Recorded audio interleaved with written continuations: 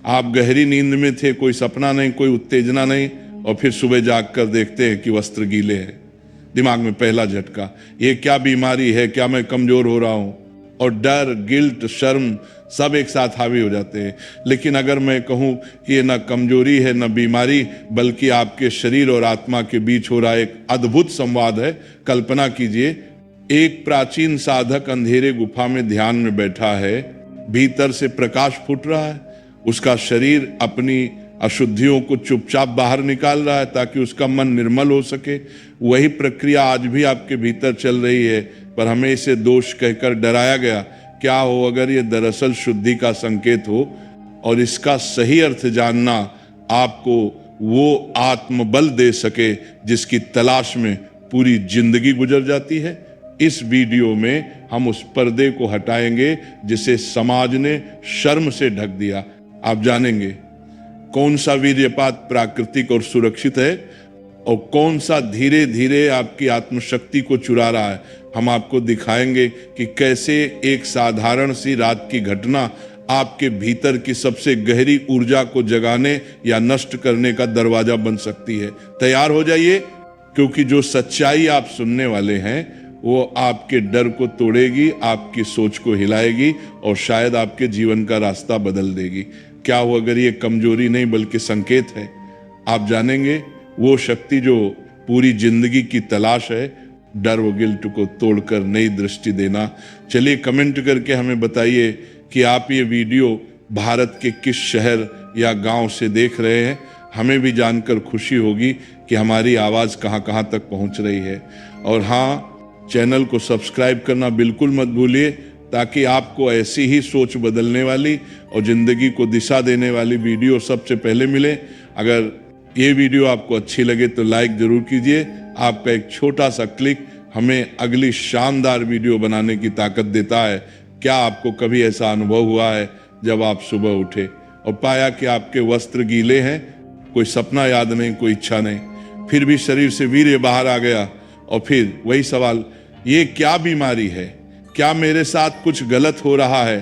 पर रुको, अगर मैं कहूं कि ये बीमारी नहीं बल्कि एक अद्भुत चमत्कार है।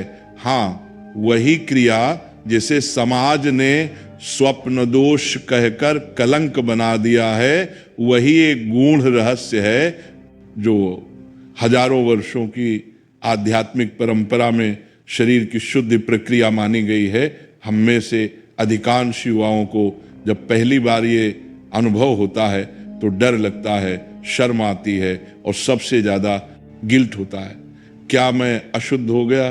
क्या मेरी आत्मिक शक्ति खत्म हो रही है? क्या मैं अब कमजोर हो गया रहा हूं? पर सच तो यह है कि हमने इस प्रक्रिया को कभी समझा ही नहीं। हमने जो सुना वो डर था, जो देखा वो शर्म का पर्दा था। लेकिन आज मैं आपको उस पर्दे के पीछे की सच्चाई दिखाऊंगा, क्योंकि ये कोई साधारण शारीरिक घटना नहीं, एक संकेत है, एक प्राकृतिक चेतावनी भी हो सकती है, और एक आध्यात्मिक संतुलन का प्रमाण भी। तो चलिए आज हम उस गहराई में उतरते हैं जहां स्वप्न दोष न पाप है, न बीमारी, बल्कि शरीर का एक मौन संवाद है आत्मा से। पर हाँ, इस चमत्कार को समझने के लिए आपको सुनना होगा ध्यान से, और छोड़ना होगा पुरानी धारणाएं। क्या आप तैयार हैं? जिसे आज का विज्ञान सिर्फ एक शारीरिक द्रव्य मानता है, हमारे ऋषि मुनियों ने उसे जीवन की जड़ कहा है। हम बात कर रहे हैं वीर्य की। एक बूंद वीर्य के निर्माण में शरीर को सैकड़ों बूंदें रक्त की लगती हैं। यह सिर्फ एक बायोलॉजिकल पदार्थ नहीं, ये आपकी आत्मिक ऊर्जा का केंद्र है।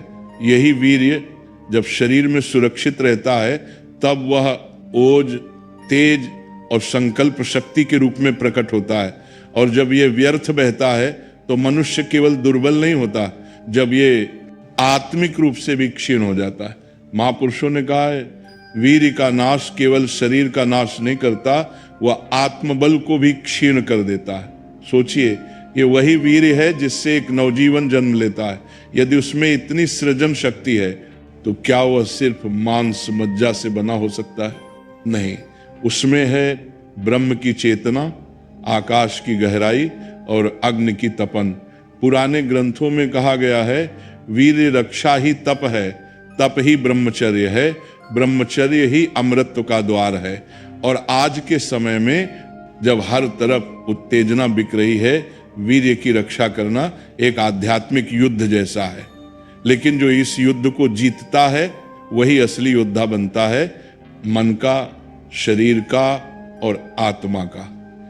यदि आप सोचते हैं कि वीर्य सिर्फ शरीर से जुड़ी कोई चीज है, तो आपको जानना होगा कि इसी के माध्यम से ऋषियों ने हजारों वर्षों तक ध्यान किया, ज्ञान प्राप्त किया और अकल्पनीय शक्तियां जगाई।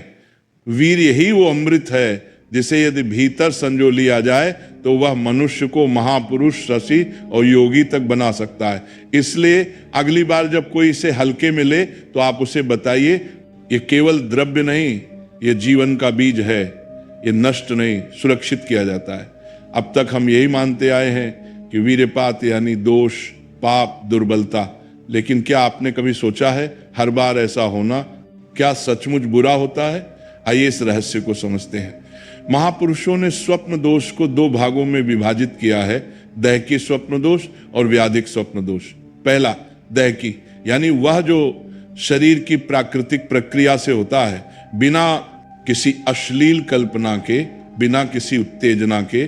जब आप गहरी नींद में होते हैं और आपके वस्त्र गीले हो जाते हैं, आपका गीले खीले, तो ये शरीर का विकार निकालने की विधि है।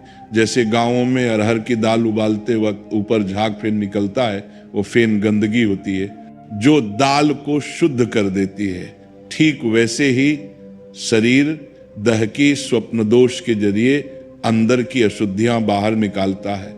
ये न तो ब्रह्मचर्य को तोड़ता है, न ही आत्मिक शक्ति को क्षीण करता है, बल्कि ये तो संकेत है कि आप सही राह पर हैं और शरीर खुद को संतुलित कर रहा है। दूसरा व्याधिक स्वप्न दोष, ये तब होता है जब पुरानी वासनात्मक आदतें, अश्लील विचार या हस्तमैथुन का अभ्यास शरीर की स्मृति में बैठ चुका होता है। तब भले ही आप बाहरी क्रिया न करें, पर शरीर उस आदत को दोहराता है। ये हानिकारक है क्योंकि ये मन की दुर्बलता और शरीर की निर्बलता का प्रतीक है। महापुरुषों ने कहा है स्वप्न में भी अगर काम विचार उत्पन्न होते हैं तो वह वीर्यपात आपकी आत्मशक्ति को कम करता है। इसलिए जरूरी है कि आप समझें हर वीर्यपात दोष नहीं होता। पहचानिए कि वह दैहिकी है या व्याधिक। जब जानोगे तभी संभाल पाओगे। कल्पना कीजिए आप गहरी नींद में हैं, ना कोई सपना ना कोई उत्तेजना।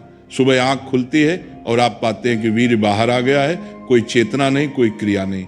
फिर ये कैसे हुआ? अब यही वो क्षण है जहां आपको डरने की नहीं बल्कि ध्यान से समझने की जरूरत है। महापुरुषों ने इस स्थिति को दोष मुक्त स्वप्न दोष कहा है। एक ऐसी घटना जो न केवल हानि रहित है बल्कि कभी कभी आश्चर्यजनक रूप से लाभकारी भी हो सकती है। शरीर एक अद्भुत मशीन है, वह हर दिन लाखों प्रक्रियाएं करता है और सब बिना बताए। तो क्या यह संभव नहीं कि जब शरीर को लगे कि भीतर कोई अवांछित उष्णता, कोई अशुद्धि जमा हो रही है, तो वह उसे निकाल दे बिना किसी उत्तेजना के? यही दैहिकी स्वप्न दोष है। न कोई दृश्य, न कोई स्पर्श, न कोई वासना, फिर भी शरीर का संतुलन बनाए रखना। संत परमहंस योगानंद कहते हैं शरीर जब ब्रह्मचर्य के मार्ग पर होता है तो वह स्वयं अपनी रक्षा करता है। जो बाहर आता है वह बचा हुआ विकार होता है, वीर्य नहीं। यानी जो निकला वह शक्तिहीन अंश था, न कि वह जो आत्मा से जुड़ा है। इसीलिए जब ऐसा स्वप्न दोष होता है तो घबराइए नहीं। यह न तो ब्रह्मचर्य भंग है न आत्मिक गिरावट, बल्कि ये तो उस साधक की निशानी है जिसका शरीर और मन अब शुद्धता की दिशा में अग्रसर है। इस चमत्कार को समझिए, क्योंकि ये वो समय है जब शरीर और आत्मा एक ही दिशा में काम कर रहे हैं। अब जरा सोचिए, हर कुछ दिनों में रात को वही सपना, वही उत्तेजना और वही गीलापन, क्या ये केवल एक आदत है या कोई गहरी चेतावनी? यहीं आता है व्याधिक स्वप्न दोष, एक ऐसा वीर्यपात जो शरीर की स्वाभाविक क्रिया नहीं बल्कि मन की बीमारी का प्रतिबिंब है। यह तब होता है जब आपने वर्षों तक अपने शरीर और मन को अश्लील विचारों, हस्तमैथुन और इंद्रिय सुख में डुबो रखा हो। शरीर उस पुरानी लत की लकीर को अब भी दोहराता है। भले ही आप बाहरी क्रिया रोक दें, बाहर से आप शांत दिखते हैं, पर भीतर एक धीमा जहर घुल रहा होता है। वीर्यपात जो कभी आनंद लगता था, अब वही आपकी ऊर्जा चुरा रहा है, याददाश्त को मंद कर रहा है, आंखों की चमक छीन रहा है। हर बार जब आप उठते हैं वीर्यपात के बाद, एक अजीब थकावट, एक बेचैनी, एक अस्पष्ट अपराध बोध साथ होता है और धीरे धीरे आप उसे नॉर्मल मान लेते हैं। महापुरुषों ने कहा है, बार बार वीर्यपात आत्मा की जड़ों को कमजोर कर देता है। ये वो आग है जो बाहर नहीं जलती, अंदर राख कर देती। मानसिक दुर्बलता, आत्मविश्वास की कमी और आत्मशक्ति का लोप, ये सब व्याधिक स्वप्न दोष की छाया है। और सबसे बड़ी बात, ये रोग समाज में चर्चा का विषय नहीं है, इसलिए इसे कोई पहचान ही नहीं पाता। लोग चुपचाप जीते हैं इस बीमारी के साथ, अकेले, शर्म में, और धीरे धीरे आत्मिक मृत्यु की ओर बढ़ते हुए। अब वक्त है पहचानने का कि कौन सा वीर्यपात प्राकृतिक है और कौन सा आपको भीतर से समाप्त कर रहा है। क्या आपने कभी ये अनुभव किया है? आपने पूरी निष्ठा से निर्णय लिया, अब से मैं अश्लील चीजें नहीं देखूंगा, हस्तमैथुन नहीं करूंगा। आपने दिन भर संयम रखा, ध्यान किया, शुद्ध भोजन लिया, फिर भी रात को स्वप्न दोष। और आप सोचते हैं मैंने तो सब कुछ ठीक किया, फिर ये क्यों हुआ? इसका उत्तर है अभ्यास। हमारा शरीर सिर्फ आज की आदतों पर नहीं चलता, वह सालों की स्मृति, वर्षों के अभ्यास और हजारों बार दोहराए गए भावों पर चलता है। आप जैसे ही आंख बंद करते हैं, शरीर वही रास्ता पकड़ता है जो उसने वर्षों तक चलना सीखा है। उसे फर्क नहीं पड़ता कि अब आप बदल गए हैं, उसके लिए तो अभी भी वो पुराना आप मौजूद है। जिसने अपने भीतर वासना का बीज बोया था, महर्षि पतंजलि ने कहा है, वृत्तियों की निर्बलता अभ्यास से आती है, और अभ्यास भी वही जो दीर्घकालीन, निरंतर और श्रद्धा से किया गया हो। तो अगर लत कई सालों से बनी है तो मुक्ति भी समय लेगी, संघर्ष मांगेगी। ये भी जानिए, जब आप बुरी आदतें छोड़ते हैं तो शरीर विरोध करता है, वह पुरानी तृप्ति की खोज में रात को रास्ते ढूंढता है, और तभी होता है व्याधिक स्वप्न दोष। पर यही वो दौर है जहां आप हार नहीं मान सकते, क्योंकि हर बार जब आप संयम में टिकते हैं, एक नई लकीर बनती है। हर रात्रि ब्रह्मचर्य में बीतती है तो नया अभ्यास बनता है।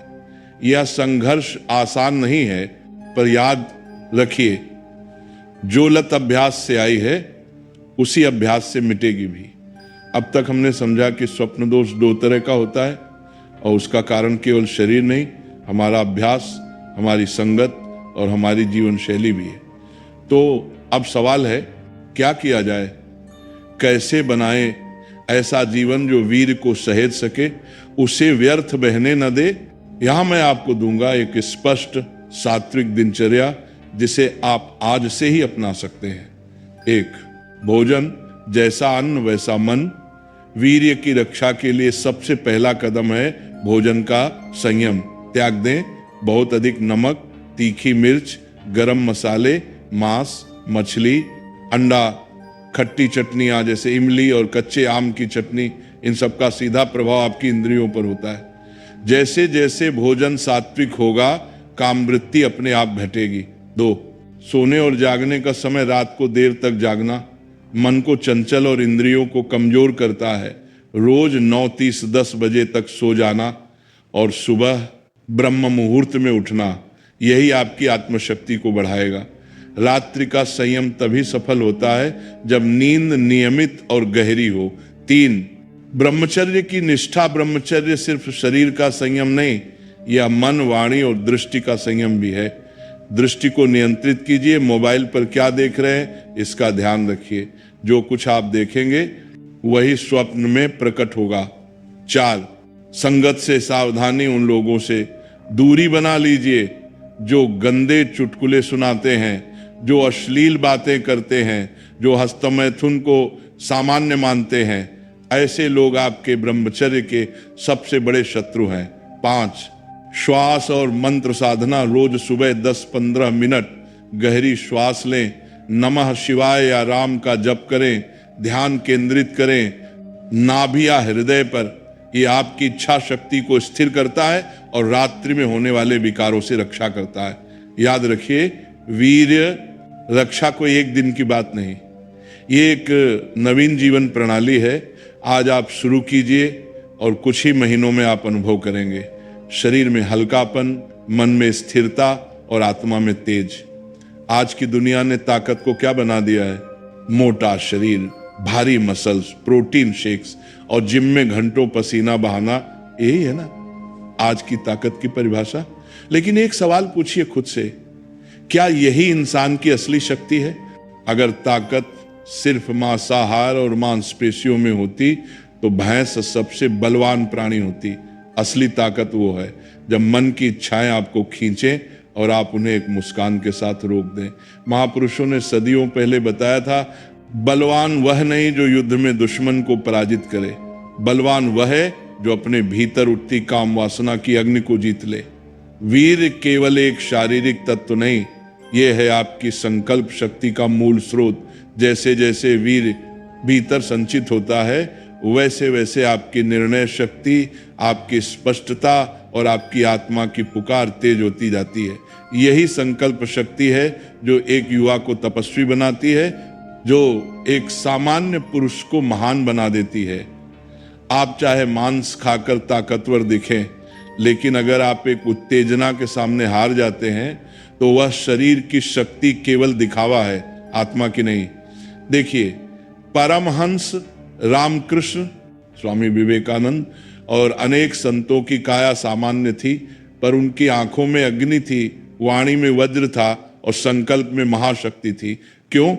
क्योंकि वे जानते थे वीर्य रक्षा, संकल्प शक्ति ब्रह्म से जुड़ने की सीढ़ी। अब फैसला आपका है, आप शक्ति को मांसपेशियों में ढूंढेंगे या उस भीतर के तेज में जो इंद्रियों को जीतकर जन्म लेता है। आप चाहे कितनी भी अच्छी दिनचर्या अपना लें, कितना भी संयम रखें, अगर आपकी संगत गलत है तो सब व्यर्थ हो जाएगा। क्यों? क्योंकि संगति बीज की तरह होती है, जिस जमीन में वो गिरता है वैसा ही उसका फल होता है। अब सोचिए, अगर आप हर दिन ऐसे दोस्तों के साथ हैं जो अश्लील मजाक करते हैं, जो मोबाइल पर गंदे वीडियो दिखाते हैं, जो हस्तमैथुन को मजाक समझते हैं, तो आप कितना भी संयम करें, एक दिन आपकी इच्छा शक्ति टूट जाएगी। महापुरुषों ने कहा है, जैसी संगति वैसा मन और जैसा मन वैसा ही जीवन का रंग।